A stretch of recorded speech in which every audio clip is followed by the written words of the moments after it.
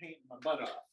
And there's a few things I'd like to share about how I go about this. I'll show you some of my paintings that I've done recently. Okay, so I just grabbed a bunch out of my studio. I've got just boxes of these. Does that work? Yeah. Okay. This is Tuscany. I had this is another one of these. This is what happens to me. The happiest thing for me. I got a call from my friend Manon Sander. She's a lovely artist down in Jupiter, a very, very accomplished and brilliant artist.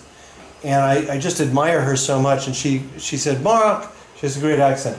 Mark, I'm going to be renting a beautiful villa in Tuscany. We are going to go to Cortona. Would you please come with me? Come and join me for 2-3 weeks, however long you can. I said, let me ask my wife. And Danuta said, yes, please, but I want to come with you.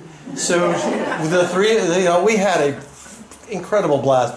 Manon had rented this wonderful place in Cortona. It was really not that expensive for us. I think we stayed there for about almost 3 weeks. And this was one of the paintings from that. I sold a bunch from that trip. I'm a member there. This is from Montana. Yeah, so it's all travel and motion and always on the go. So I'm going to do a little demo of how I approach paintings like this today. Tonight I'm going to give you a little sample of how I approach this. I go out and I try to match color, but I also try to match, very important, you've heard it before, values. Trying to get the values right. And to me, a painting isn't alive if it doesn't have any light in it. I need to have light, and that's why I like plein air painting. I don't like to paint from photographs because the whole thing is lit equally if you think about it. And I like to see where the sun is and where the direction of the light is. So here's this is one from Georgia. I went to the Olmsted plein air paint out. Driving around in Georgia looking for things to paint, couldn't find much. I said, you know, if there's water somewhere, I can make a painting out of that. But, you know, these sort of suburban scenes don't really thrill me much. And he went for a drive and he found this incredible river. It was just the two of us. We just went there and we painted all day. And it was nice and cool too. So it got us out of the sun. I like to put figures in my paintings. This is just an outhouse on Martha's Vineyard. This is a bathroom. This is a Montana scene. This is another Montana scene. So it's a little like Switzerland, you know, like there's similar lighting. Really fun. This one's one of my favorite ones. This came out pretty nice. The water is really just bubbling along. Yeah, that's exactly how I do my large paintings, is I go out and I do a small, something this size painting, and I blow it up from that size to whatever however big I want to go, and then I make some small modifications. When I was starting out, I was an illustrator. I used to illustrate for the Boston Globe, the Phoenix, a couple of things I did for Rolling Stone. I used to love illustrating, and you know that starving artist you saw on Newbury Street walking around with black skinny jeans and like real thin? That was me. Back in the days of the 80s when you could get an apartment there for $280 a month. I was on the poor end of the street, and all my buddies were at Berklee College of Music, and some of those folks went on to be huge stars. And I always wondered whether I should have gone into music, but talking to some of them, but they had their own stories to tell. But anyway, when I was an illustrator, I started out writing and illustrating, but mostly illustrating for the Boston Phoenix and the Globe. I did a lot of illustration for the Globe. And I did this story, a true story about me at my grandmother's hot dog stand. She used to run it in New London, Connecticut. Sorry, I don't mean to... It's okay. It's for the Zoom audience at home. It's on here. All right. So here's the hot dog stand. My grandmother ran it, and she had a popular business. And so I had wanted to always write a little book about my experience being her assistant manager when I was 7 years old. I go around with lots of sketchbooks and stuff. I thought I'd bring a few in. Am I dragging this out too much? I'm sorry if I am. Just just have piles and piles of sketchbooks. Sometimes I go through my oranges, my various tubes of orange, to see how orange my oranges are. So I can compare which ones are warm and which ones are cool. I do that away to them, you know, always checking to see what can my paint do and what can it not do. And I want to learn it so that it's intuitive. I don't want to find out the hard way. So I do a lot of this with like big browns. And those of you who have been painting for a while, you might understand something about how, you know, you have temperature, warm and cool, and it takes a while to get the hang of that. You do not want to put warm into shadows too much. I also have recipes. This is, what do I mean by recipes? Well, when I go out into the field to paint, I bring these little chips. These little chips of they're just white chips of canvas paper. And I hold them up to the colors that I'm seeing. And I match the chip to what I'm seeing. So I don't write how I mixed it. But this little chip was with me that day when I was painting this scene. And so this matches this matches this, and so on. And so that I have, at the drop of a hat, I could create this painting anytime I want to by simply matching those colors. So I have these, some of these are come up with as many paintings as I have to do. You know, how a painting comes together. That one thing is, you know, that feeling, you've done it already, where you go out and you're like, oh man, what color is that tree, that green tree? That color, I don't have to match it every time. I just take that chip with me and I say, okay, well, that's the color that I've seen. This is how I've mixed it in the past. And so everything you do out in plein air has to be fast because we don't have any time. It moves, and after an hour and a half, it's a completely different picture. So you're painting something else. This is a silly example, but you know, one of the first things you learn when you're a painter, if you're painting outdoors, is don't use Prussian blue in the sky unless you're mixing it with stuff, because it's really electric and really bizarre. I'm studying myself in a way. What am I feeling here?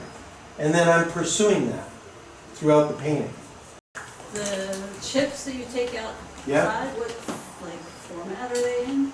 Okay, yeah, the question was, what is the deal with the chips? Where do the chips come from? And such. You notice I've labeled them with little words, you know, C1, foliage, horizon color, you know, sand in the shadows, stuff like that. I'm going to leave this right here. Can you see that? Okay, good. Here, let me get around you. Sorry. So, for example,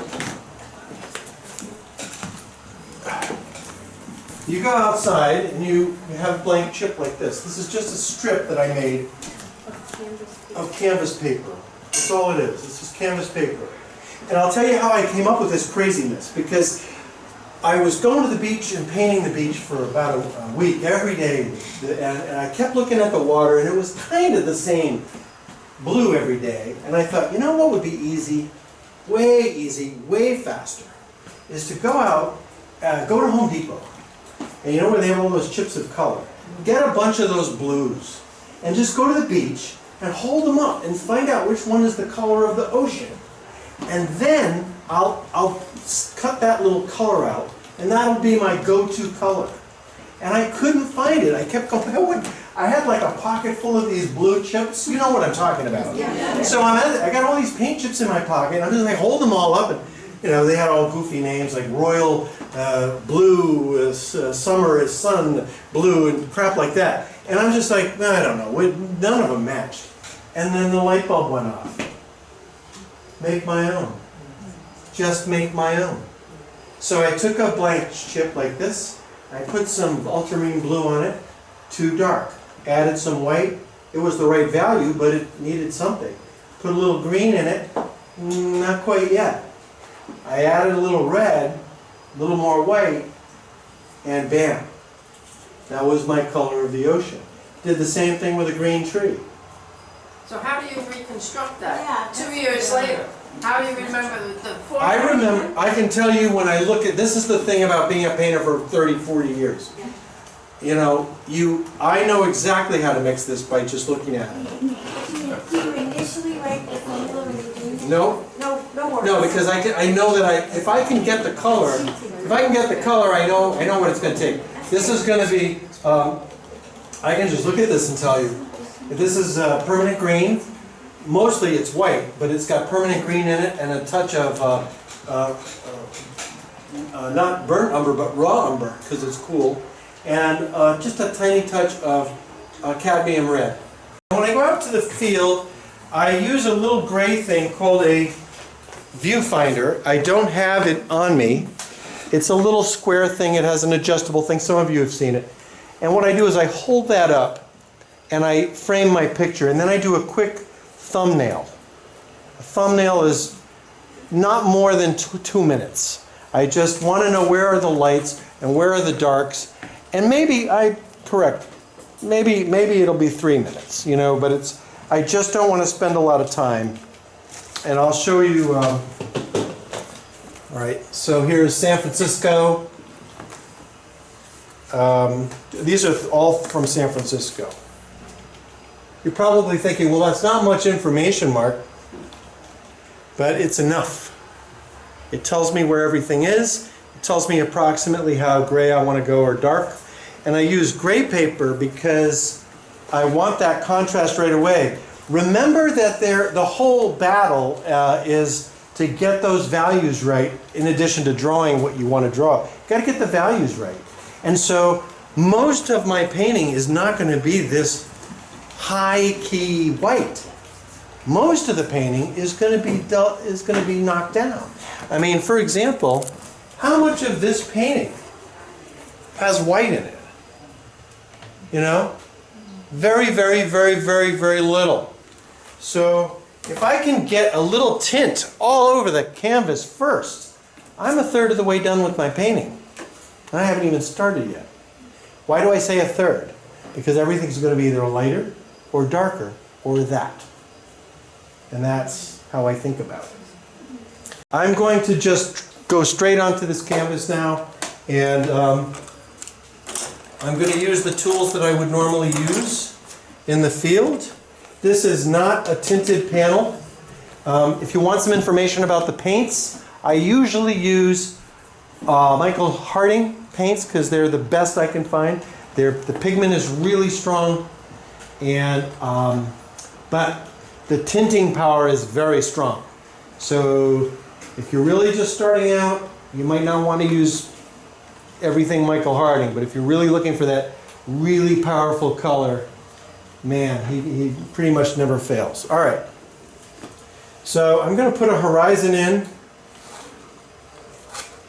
I'm just curious, what time is it? Anybody have a time? It's 5 of 8. So 5 of 8, okay. So 8:45. Great. Don't we have to make an adjustment, folks, for that? For Mark's back? Oh, is there a problem? Okay, no, I'll try to make. It's. I'll try to make the adjustment. I'll stay. Okay. Or we can move the camera. All right. So I'm going to put the horizon up. Well, it's a little low.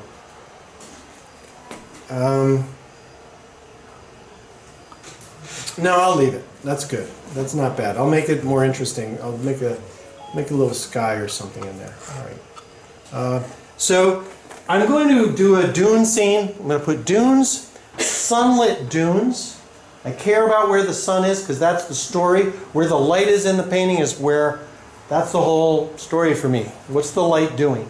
So I'm going to have a nice bright sunny day at the beach, and we're going to have reflected light off the water, and I'm going to let's see what I'll do. Something like that. I've got a horizon.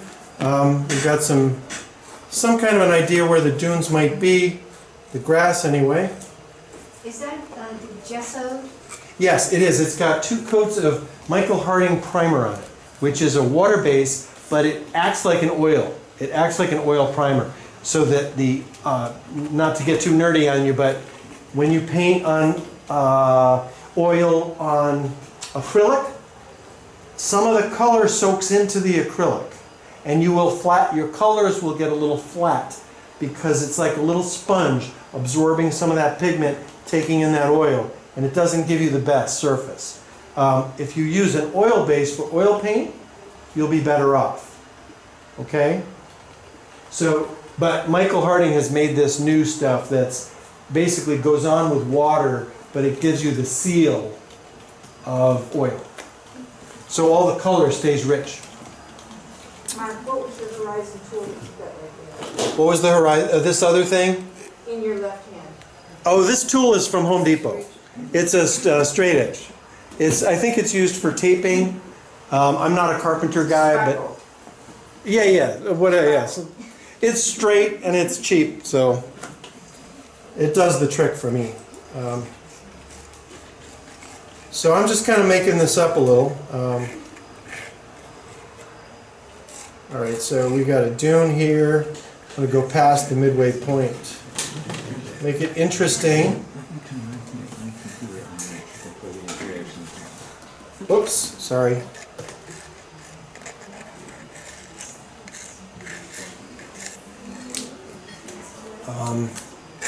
I want to put a little bit of shadow here, shadow there. I'll make it a little interesting with a path. Are you doing this from memory or? Yeah. You've I've done painted this one before.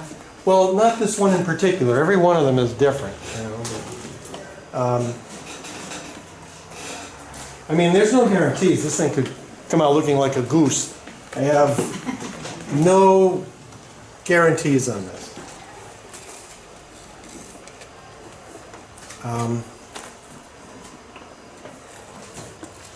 Does the pencil lead come through the paint? It's going to vanish. It's going to get soaked into the paint. It's going to get smushed around. I'm being very light with my touch. I don't want to leave too much on the canvas because it's going to muddy a little bit the color, but I'm going to mess with it to kind of cheer it up a bit because there's really not a lot there.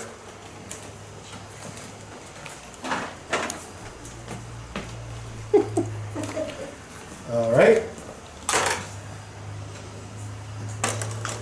One thing I like to do is I like a greasy surface. So I use this Gamblin solvent-free gel. It doesn't, it's non-toxic. Not that that matters to me, but necessarily. And I just squeeze a little bit on the canvas once I get the drawing in.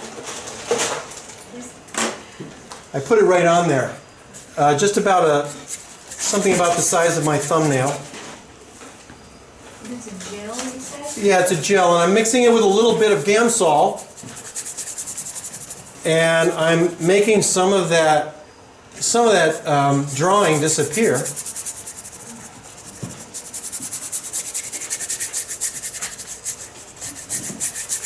But what it does is it gives me a nice greasy surface. I like to work on a greasy surface. Kind of like it gives me that wet on wet feeling.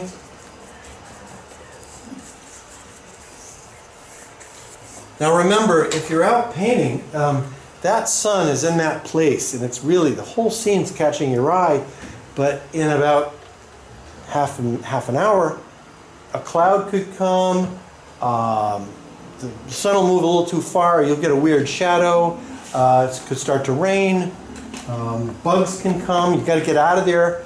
You know, so everything about painting outdoors for me is about how fast can I get the bones in. The bones being, get the drawing down, get your sections, cover the canvas in those sections. So now I'm going to start at the back, the farthest place in the picture, and start painting that. And then I'll move closer as I go because it's easier to paint over stuff than around stuff. So for example, if I started putting in something here first, I would have to figure out how to put this other stuff and kind of paint around it. I don't want to do that. So I'm going to take some blue.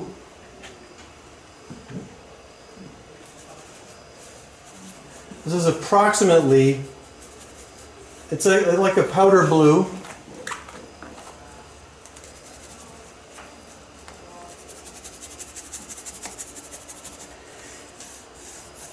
because I want something approximating the sky color, not exactly. I'm not aiming for exacts right now. We'll get into that later. So these are your pre-mixed colors from your chips? Yeah, approximately over the years. So this is a mix of cobalt blue, white, lots and lots of white, a little bit of raw sienna, and a touch of cadmium light, because almost everything in this painting is going to have a little bit of cadmium red in it. And there's a reason for that.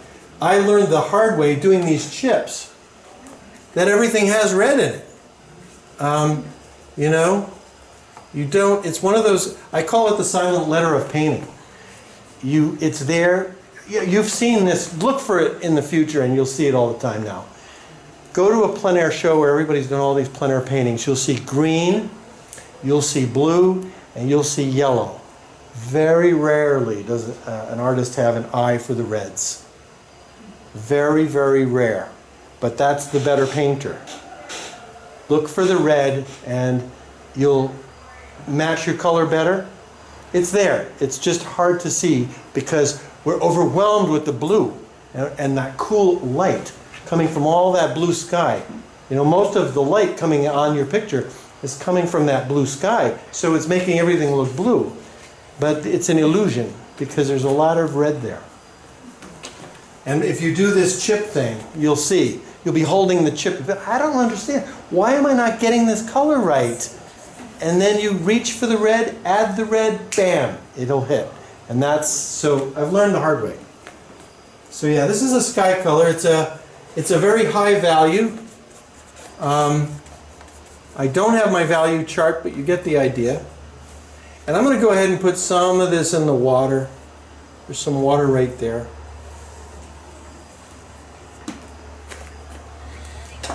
And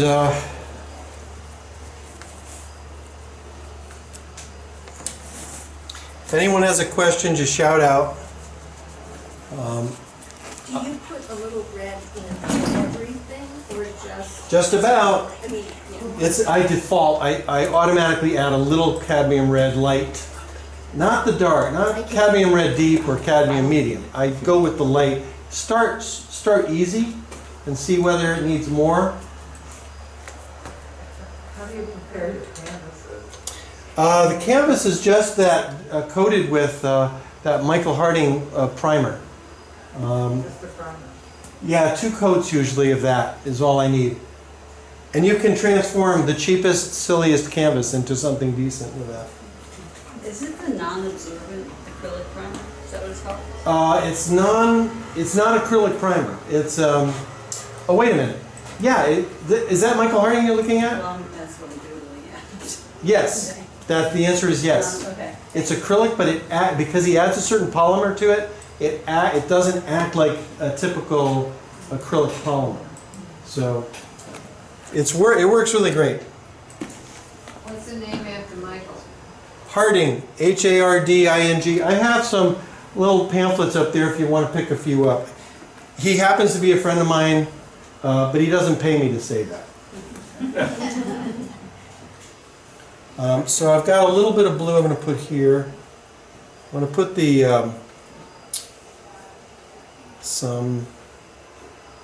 Now the sun, you'll see in a minute, is coming sort of straight at us. Whenever you're looking toward the sun, that's called contre-jour. So you're painting contre-jour is painting toward the day, or against the day. So the sun is going to come at you. So everything's kind of backlit.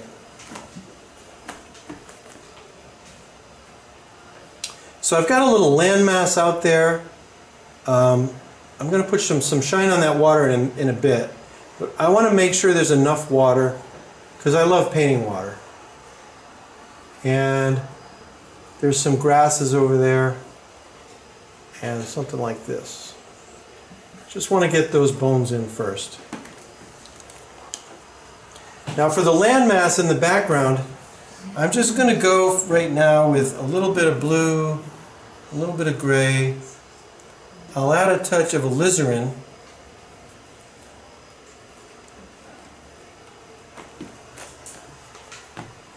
I don't want to go too dark, but let's see, what's that?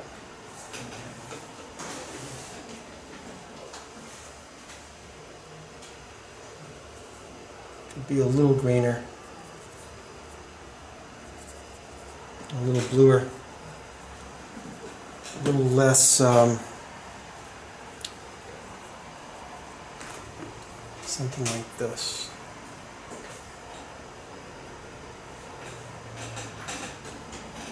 I just want to mark out where it is. I'm going to do some things to that.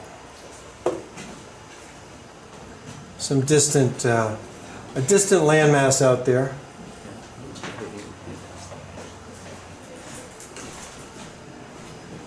And because the surface is a little greasy, it's kind of sliding around, and it helps me make some texture. Now I'm going to put in some, try to put in a little bit of green for some grass.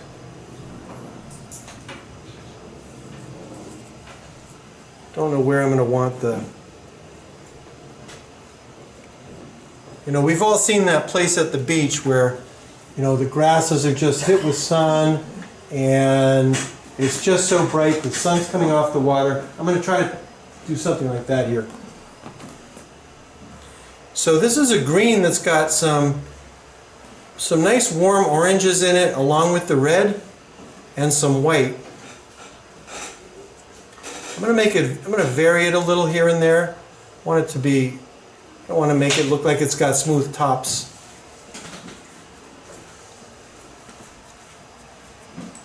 Again, this is what we call local color. It's the general color of this part of the painting. It doesn't mean it's going to stay that color. It's just something to get it down that approximates what I'm going for. Do you have to wait for that layer to dry because it's greasy and then go over it? No, I don't wait. I just keep going because, you know, that sun is moving and we're pretending that we're outside now, and I don't have a lot of, what happens with this stuff though is that it thickens up kind of quick, so it doesn't take too long to dry. It's drying while you're using it, so it's getting tacky and kind of easy to move. So these are little blobs of area where there's going to be some grass, and there's grass here. I'm going to put some here, right on the top of this dune. We'll see how much I put. I don't know how much I'm going to put there.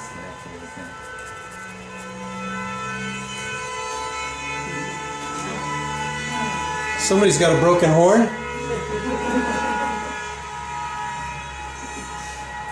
At least I hope that's what it is. He's going to get a broken nose.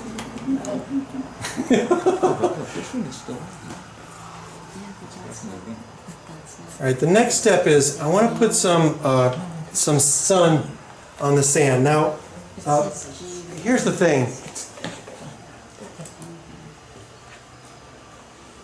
When you're looking at something like sand that's hit with sun, if the sun itself or flecks of the sun are sparkling in the water at the same time, the flecks of light on the water have to be brighter than that bright sun on the sand, you know? You still have to make sure that you don't go white on that sand. You have to use something with it's got to be toned down a little bit, even though the sun is on it. Otherwise, that sun's not going to look right. So I have mixed this sunny sand color. It's not white, but it's got a lot of white in it, and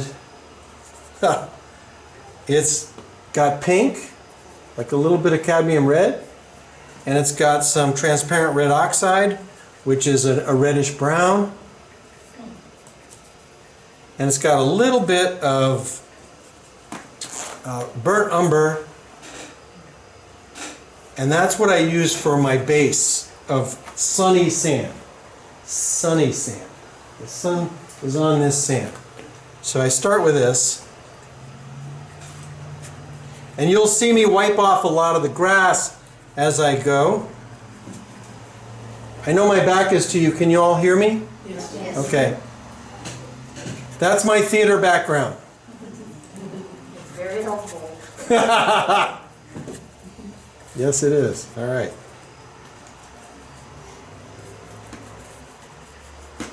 So I'm just filling in this local color. This is going to take a few minutes.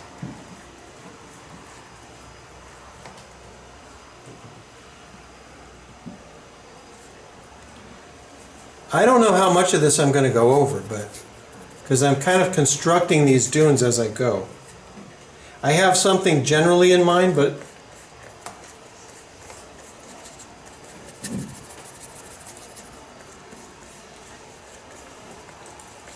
I mean, really, you're not going to see the light doing anything until I get shadows in there. That's one of the hardest things to kind of teach painters who are just starting out is the shadows are what tell you about the light. This is what this is right here is light everywhere. It doesn't tell you anything about where the light is coming from. And that's called the light source. If you don't have attention to the light source, you're not going to have any light in your painting. So now what I'm going to do is put a light, I'm going to put the light source in by showing you where the shadows are, if you follow. I'm taking a very cool color, kind of a cool gray, and I'm adding a little bit of raw umber. I don't use burnt umber in the shadow because that's a warm brown. I'm using a cool brown. That gets back to the temperature thing. In the shadow, I'm using cool color. Cool brown is raw umber. Cool red is alizarin. Cool yellow is lemon yellow. Those are the cold colors. You put those in the shadows. If you don't, it starts to look a little weird.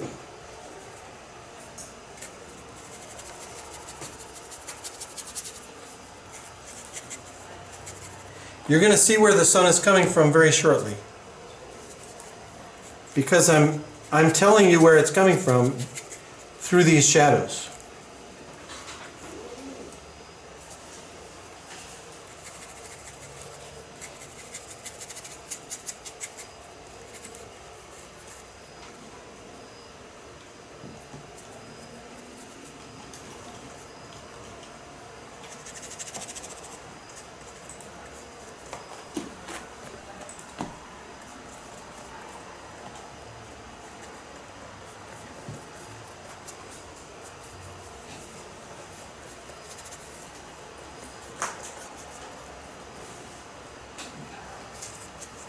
You see, I'm bringing some of that shadow color into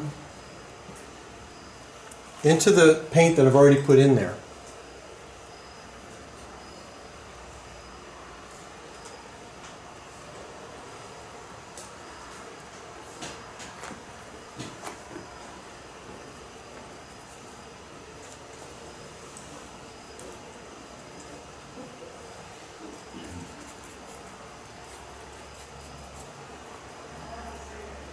So I'm beginning to mark out some spots on the shady side of those dunes.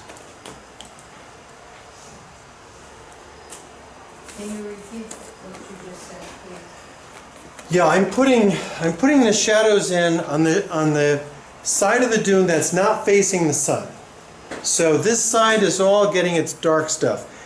But there is some grass on top of some of those dunes. So there's a shadow side to the grass as well. So now I'm going to deal with that. I'm going to take some green, add some alizarin to it. What green is it, Mark? It's permanent green, so it's a darker green.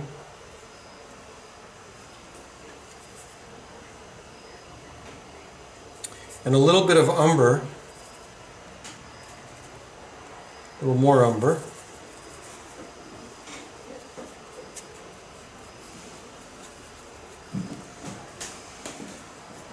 And this, again, is just about getting the shadow side in there. I'm going to add a little bit of blue, keep it cool, and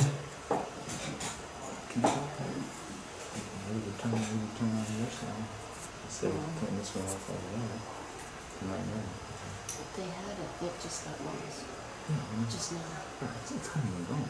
Oh, When it's connected, you hear it. But if somebody is disconnected, because you just have to play with it. I see. all right, so All right, I'll tell you. do you now see some sense of what I'm talking about? You've got some sunny side, you've got some shadow side, there's sunny sand and there's shadow sand, there's sunny grass and there's shadow grass. Now I'm going to show you some of my fun tricks that I've learned over the years. Remember, we're always running out of time, so anything you can do to speed up this thing. I use some seagull feathers and some sea sponge. I find stuff on the beach all the time that I can use. I use seagrass to make my grass sometimes. I'll take the actual pieces of grass and bang it up against and I do something like this. It's very organic, right? Very much, because, and you know what, I'm not even going to watch myself doing this, I'll tell you why. When you actually stand there and you paint every strand of grass, you're going to screw it up and it's not going to be natural. But nature is random. So anything that I do, I don't know what I'm doing. If I'm not looking, I'm doing a better job. Whoops. So here and there I mix it up. I'm putting in some texture. I'm not wiping so much as to change my, I'm not wiping it so that I wipe anything off too much. I'm just trying to scratch it up a bit, give it a little bit of that grassy texture.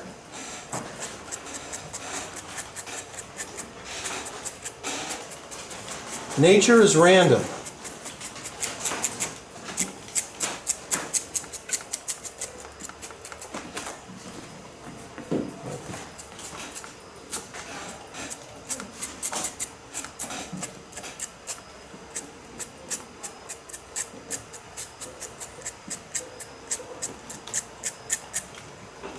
Something like that.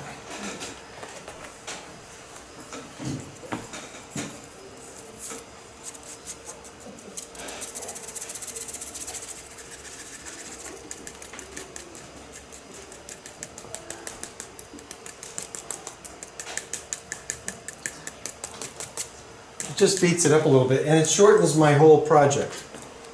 So you can also take a nice rough brush. The bigger the brush, the less I spend on it. This is from Home Depot.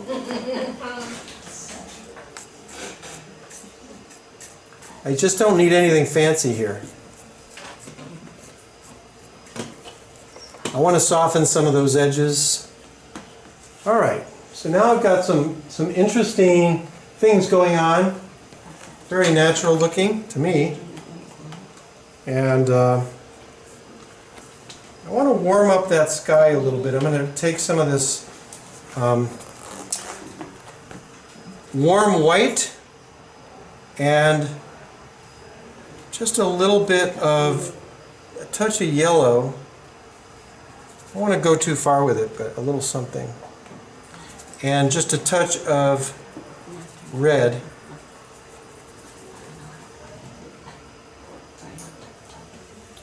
And give it a little glow on the horizon there, just a little bit of summer afternoon warmth right out there, like this. And now I'm going to put, I just kind of want to see a cloud up there just to get my bearings, so I'm going to take a little bit of this pink, kind of make that sky a little more interesting.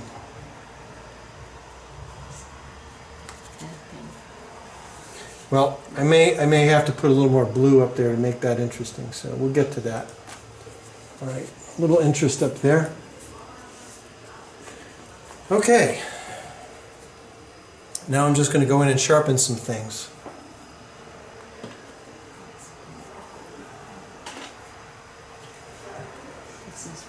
Some footprints in the sand here. Yes.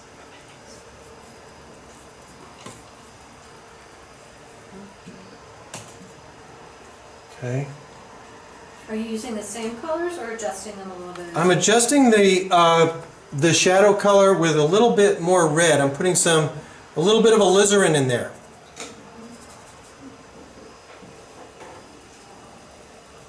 It's bringing it out, making it a little more purplish. But not everywhere, just here and there. I want there to be a rose bush somewhere, so I just love rose bushes. So I'm going to put it right here. I'll put one here too.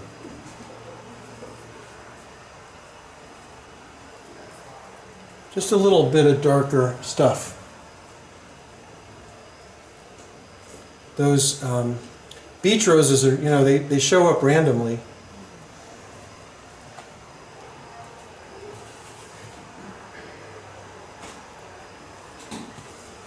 They're not native to America, the rugosa roses.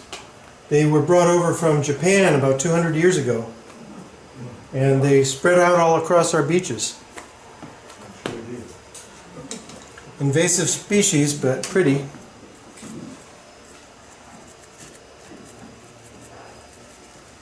All right, so at this point, I'm just roughing up some edges here. I would say this is getting the bones are in. Now it's time to put the light into the painting. There's no light really to speak of. I'm going to put some light in, and I start by going to the extremes. So I'm going to push that white and make that sun shining right off the water as bright as I can. And for that I use my knife and some very strong titanium white. And for this is not Michael Harding. This is Grumbacher titanium white, underpainting white. It's just so intense. It's so bright, and it's chewy. Very, very, very gooey. Mark, I think we're going to take a quick break. Okay. Do you want to keep going, or do you want a break too? I don't need a break, but you guys do your break. I'll keep moving. Mark, in case you haven't heard, has donated 3 of the books that he's written and illustrated for our drawing tonight. And so if you didn't get a chance to purchase a drawing ticket, Carrie has extra ones up there. You can have some refreshments. The donations from the drawing go to our community fund, which funds the Art Scholarship and other community charities. So if you would like to get a chance on one of the 3 books, and he's going to sign them as well. And Randa, our hospitality chair, has put out some goodies, so help yourself if you would like something. Thank you, Rhonda. I know it's warm in here. And Barbara is raising her hand. I just have a really quick volunteer opportunity. A friend of mine from church it works with the Family Promise organization, which deals with homeless people and tries to find them housing and stuff. They're having a fundraiser at the end of, or sometime in November, and they were going to take wine glasses and paint them and offer them as, I don't know whether they're going to do an auction or whatever, but she said, do you know any artists that like to paint on glass? And so I said, well, probably. So if you're interested, I'll organize it. We can have little painting parties. They supply the glassware, they supply the paints. So if you're interested, sign up here and I'll get back in touch with you. If you want to paint some. So the medium should be oil or acrylic, correct? I'm not sure what it is they're going to use. There may be paint pens which are oil. That's glass paint. Or what? Glass paint that they usually use. Glass paint. Glass paint. so that it's Not permanent. dishwasher safe. Yeah, yeah, but, anyway, if anyone's interested or knows someone who's interested, I got this little old-fashioned thing, it's a tear-off. But I'll get in touch with you if you're interested. Thank you. I know there's a whole group of this organization that were glass fingers or decorative fingers. I don't know where they all are. I said, where do I sign? And I see I don't mean this facetiously, but do you clean the feather? Do I do what? Clean the feather? No, never. No. Just got another one. I got a car full of them. Yeah, I just pick them up as I go. I'm just putting some sun on the sand right here. And I've swiped some of the sunlight is up here, the sun is here, and it's hitting off that water. And I'm just letting the shadows cast away from that sun. And down here, it would be down here. See what I mean doing? In the painting we have the postcards for up on the desk. There's a lot of sparkle in the water. Yes. So what little gadget do you use for that? I usually use this. It's a combination. I'll dab it with that. Yeah. But it depends on the situation. Today, this is probably going to be a little too wet. If the paint is too wet, it's hard to use this. It's got to get a little tacky for that. It's amazing. Yeah, you want to get that. As soon as you start explaining where the light is coming from, the painting will come together. Too often people are like, well, they look in the shadow and they see something in there that's interesting. They say, oh, well, maybe I better put that flower in or this piece of... And as soon as you do that, you've taken away the energy because the light is where the things are really going to be clear and crisp. In the shadows, things have to be a little softer.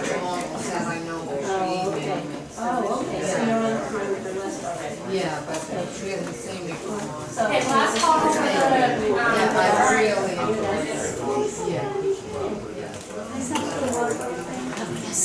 So I'm just putting some footprints in. Adding a little bit of white. I like the chewiness of this paint. See, watch what happens when I lift it.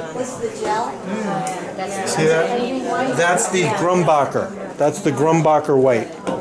It's the only one that I know that does that. It's very similar to what lead white can do. But lead white is so hard to use because it's... Yeah, let's see. Like if this had lead paint in it, I couldn't do this. I'd have to be really mindful.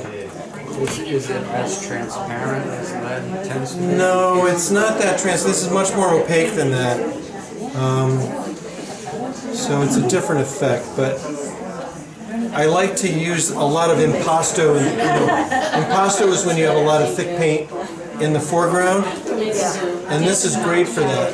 I just turn my brush and I get this nice chewy stuff right in the front.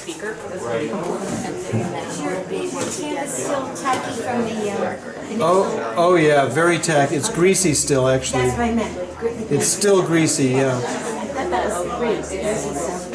Yeah, it's really helpful for me. I like to work it as it gets firmed up. It gets stickier, and then it starts to hold the paint really well. And it comes at just that time when you're ready to put some more detail in. But especially when I work on grass, I like to scratch it off. Just scratch a few strong blades of grass right off. Go ahead. I saw your bobblehead show, and Thank you. the grass. I mean, it's like it's a whole thing on its own. I mean, it's just so Well, great. I don't know too many artists who have spent as much time as I have studying I studied the grass, and I came up, I had some observations about grass that I had never heard other artists talk about. when you're looking at that bend in the grass, you know, most people do this to, oh, so look, there's the grass. But, so it's not just straight. What happens is as the grass gets longer, it bends. And as it bends, right at the bend, the top of the bend, it's going to get a hit of sunlight. And that hit of sunlight, if you put that in the painting, immediately, I'll show you. That's what caused all the... That's what this is. See what I'm doing here? This is grass that's bent over. And I'm going to let that be just hit with sun. I mean, you want that texture there. And you know, a lot of things people do, the more you paint at the beach, the more you see it. Grass isn't just here and then there and then there and that's it. It's all over. If it's here and there, there's little strands everywhere. So, you know, don't hold back. Put it elsewhere. And don't look at everything when you're doing it. Because the truth is, if you I have no idea what I'm painting right now. But it looks more real. You know, everybody's like, here's what you don't want to do. See, this is what everybody does. You know, it's like somebody took a dinner fork and just, you know, that doesn't work. So if you do something like this and you don't look at it, it tends to be, you're not conscious of, you know, and it's way more wild too. I mean, I like to take little bits of stuff from the beach, you know, that dried up seaweed, crumble it up in your finger and just, without looking, just throw it at your painting and let it get stuck. And then do this, and not only is it stuck on your paint, but it's so natural. It's exactly what the beach is doing.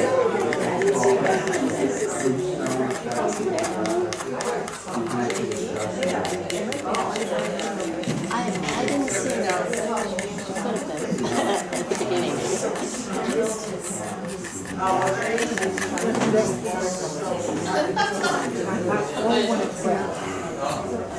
Then what you do, when the lines are too obvious, you just soften them up a little bit.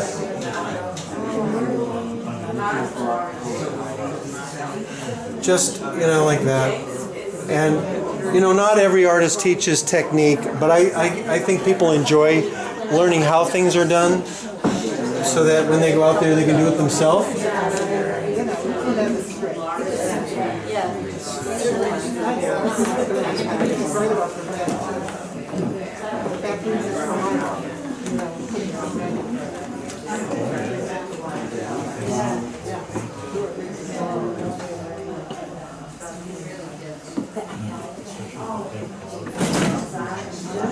Okay, we're going to have a shorter break than usual. All right, well, whatever people want to do. Terry will announce the winners of the drawing. Very straight. This looks Yes. very straight. It does. I'm going to break it up. Yeah. I'm going to break that up. I'm going to break it up Yeah. one step at a time. I'm going to go in with a, I'll show you, you'll see what happens. I'm taking, All right, Are you ready? ready to listen to Terry? Oh, you're fine. Okay. So these are for the 3 sign books. So I'm going to call 3 numbers. 574096.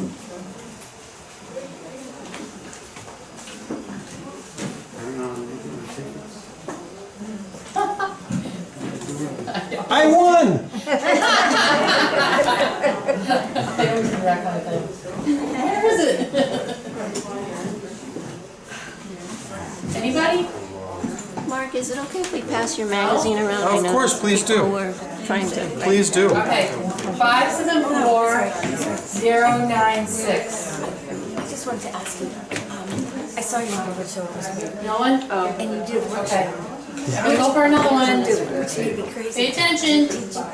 You must do. 574113. I stopped during COVID. I haven't resumed completely, but I will. Yeah, absolutely. Anybody? Anybody? Somebody's not paying attention. Yes. Oh, okay, cool. Yay!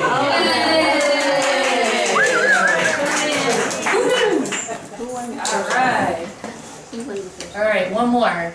Two more, sorry. 5, 7, 4, 1, 2, 2.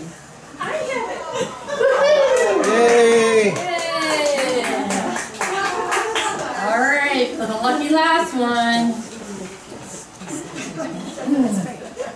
5, 7, 4, 1, 2, 9.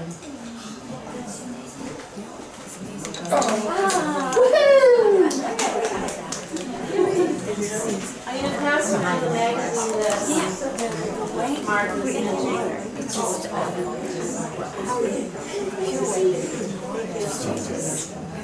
No, I mean, I trust you. There's a book up there. Let me see the lights are sorry. Did you use the Grumbacher and the water? Yes, I did, yes. That white, that little area Yeah. of white, that's just behind that. Yeah, you gotta leave that pure because that's the sun on the water. Yeah, and that just, wow, Oh, yeah. makes all the difference. Mm-hmm. All right, we're back. I'm gonna let the Zoom audience know that Yeah. we're done with Can you the take a break. teeny break and Sure. sign your books? Of course. Thank you so much. Absolutely. Who has a pen? Somebody have a pen? Any pen at all? I have one right here.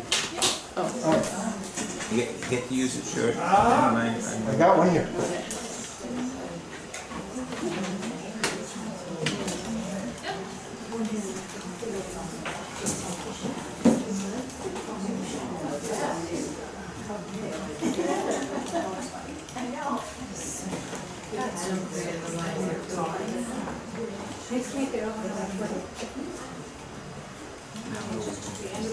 There they are. Here you go. Thank you very much. It's only So, it's only done on the computer, so they'll get the feedback. where did I do it? Put it down. What do you want? No, I got it. I got it. Yeah. So I'm just putting a few random notations in here. And out here, on the other side of that landmass, I want there to be some buildings. Hang on, hang on. I know I'm blocking you. Hold it. Don't panic. So I'm just wiping out little areas where there's buildings on the other side of the water there. You're using white or No, I'm just wiping it out. I've got a little wipeout tool. Oh. It's a rubber tip thing. And these are little rooftops and buildings getting hit with sun.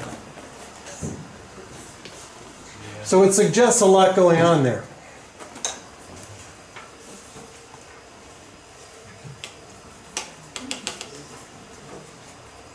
All right, now I'm going to put in a few roses because that sort of grounds where things are with that. A little white, some red, a little quinacridone. Do you stick with the same palette, or do you? I change up. I change it a lot. I mean, I used to use alizarin all the time. Now I use magenta instead because magenta doesn't have any gray in it. And magenta is very similar color, kind of gets you into the cool reds.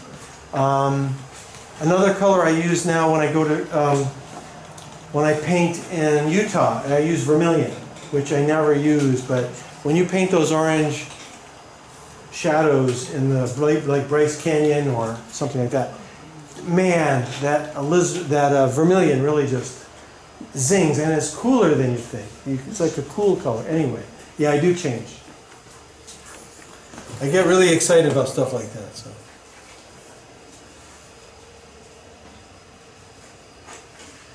My wife is always telling me, don't put in too many roses. She's the rational, sort of calculating one. Everybody's a critic.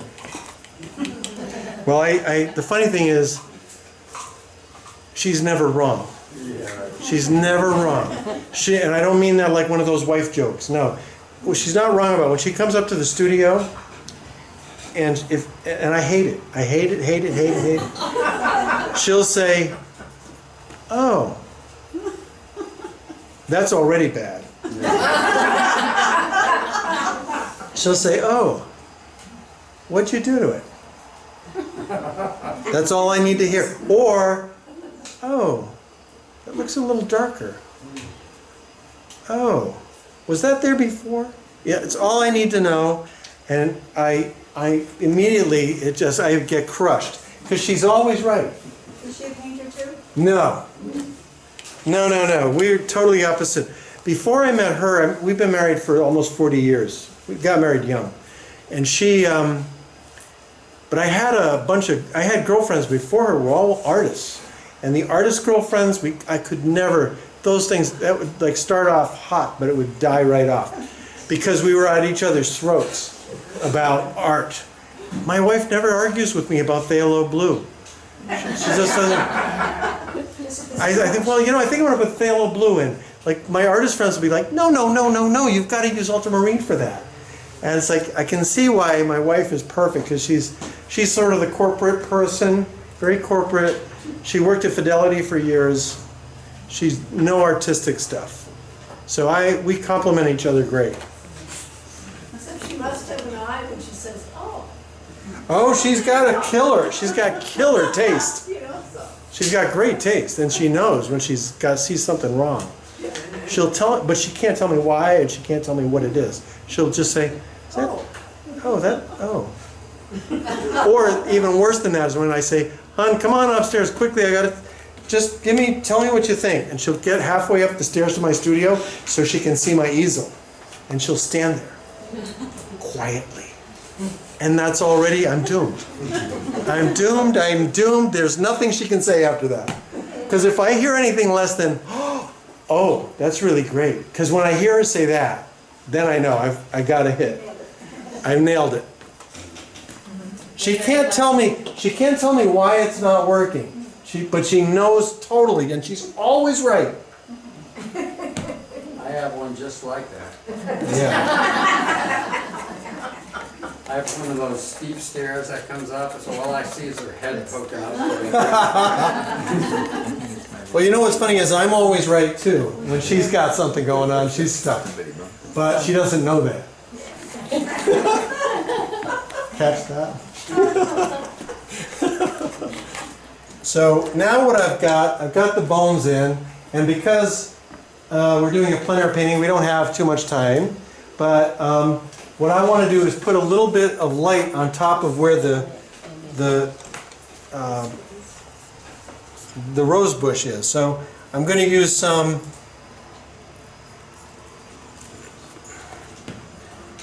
permanent green light. And you're going to see how green it looks. I'm going to show you what's wrong. This is what's wrong with just using something out of the tube.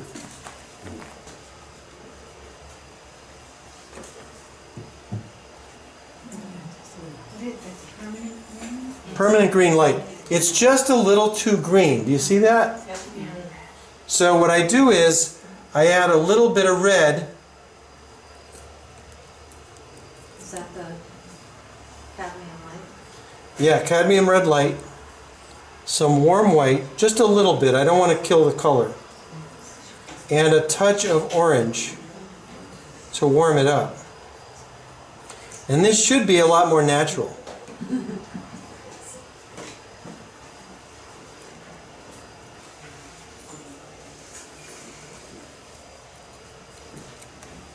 See the difference? It's still greener than the grass, but it's not overwhelming.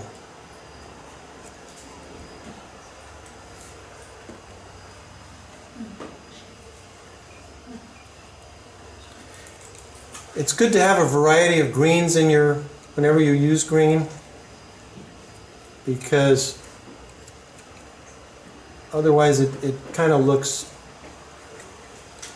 it doesn't look natural.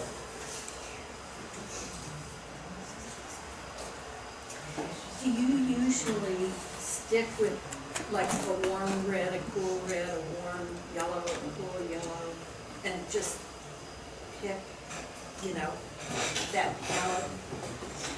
Yeah, I use the cadmium red light or the magenta warm being the cad red light, magenta being the cold red. And those are my go-tos. So pretty much wherever and whatever I'm painting.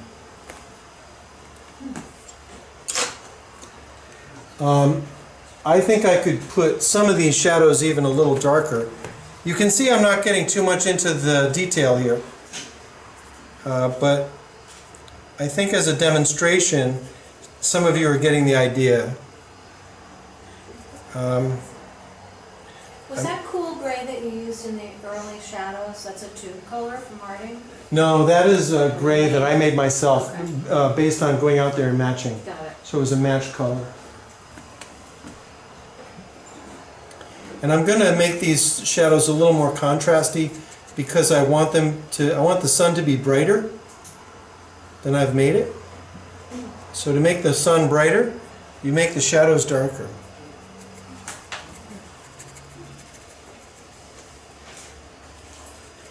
What are you using there?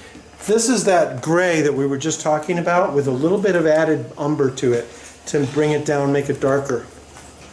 Raw umber.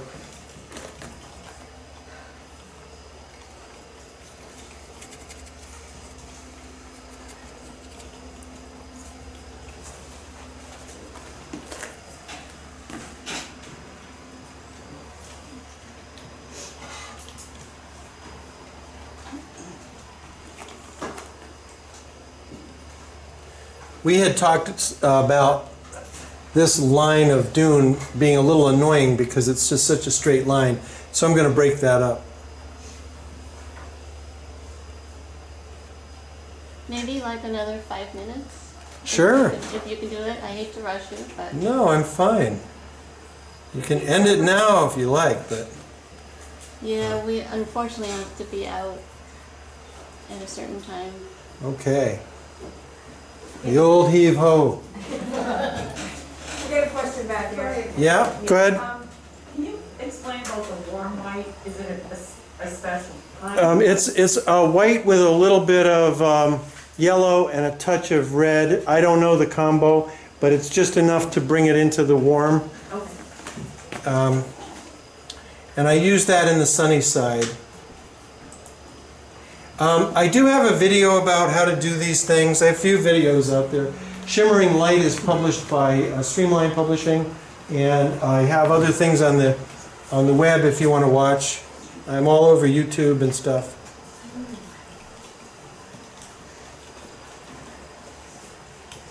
So, since we're out of time, I just want to say thank you all for having me.